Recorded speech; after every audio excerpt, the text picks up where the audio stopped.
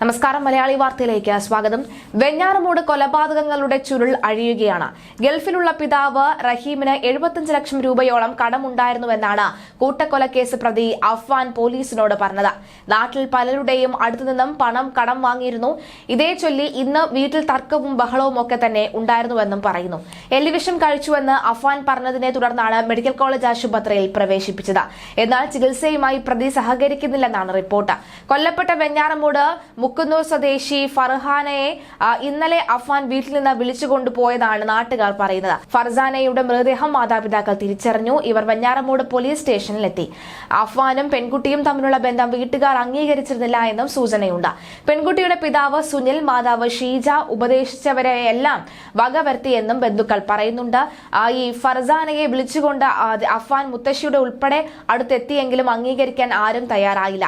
ഇതിന്റെ പ്രകോപനമാണ് കൊലയ്ക്ക് കാരണമെന്നും സൂചനയുണ്ട്. നാടിനെ ഞെട്ടിച്ച കൊലപാതക പരമ്പര നടത്തിയത് 23 വയസ്സുകാരനായ അഫ്വാൻ ആണെന്ന് വിശ്വസിക്കാൻ കഴിയാതെ ബന്ധുക്കളും നാട്ടുകാരും. ഒരു തരത്തിലുമുള്ള അക്രമവാസനയും പ്രകടിപ്പിക്കാതിരുന്ന വ്യക്തിയാണ് അഫ്വാൻ എന്നാണ് അറിയുന്നവർ പറയുന്നത്.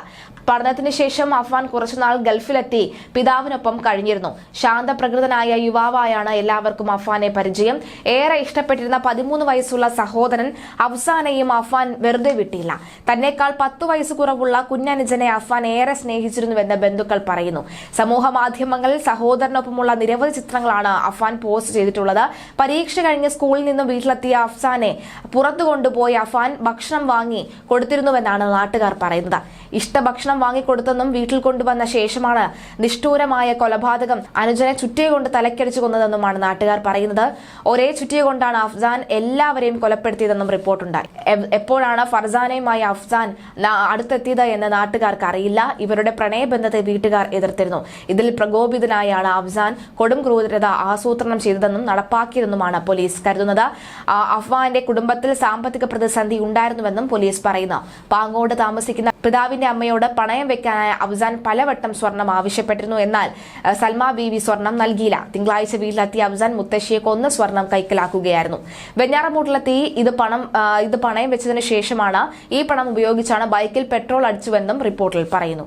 പ്രതി സഹോദരനായ ലത്തീഫ് സ്വത്ത് നൽകാത്തതിൽ അഫ്സാൻ അമർഷമുണ്ടായിരുന്നുവെന്നും പറയപ്പെടുന്നുണ്ട്. സാമ്പത്തിക ബാധ്യത രൂക്ഷമായതോടുകൂടി ക്യാൻസർ രോഗിയായ അമ്മയ്ക്കൊപ്പം ജീവനെടുക്കാൻ അഫ്സാൻ മുൻപ് തീരുമാനിച്ചിരുന്നുവത്രേ. അമ്മയെ ആദ്യം കഴുത്ത് നെരിച്ച് കൊലപ്പെടുത്തിയാണ് ശ്രമിച്ചത്. മരിക്കാനിരുന്നപ്പോൾ ചുറ്റിയ തലയ്ക്കടിക്കുകയും ചെയ്തു. പെൺസുഹൃത്തായ ഫർസാനയുടെ കയ്യിൽ നിന്ന് അഫ്സാൻ സ്വർണം വാങ്ങി പണയം വെച്ചിരുന്നതായും സൂചനകളുണ്ട്.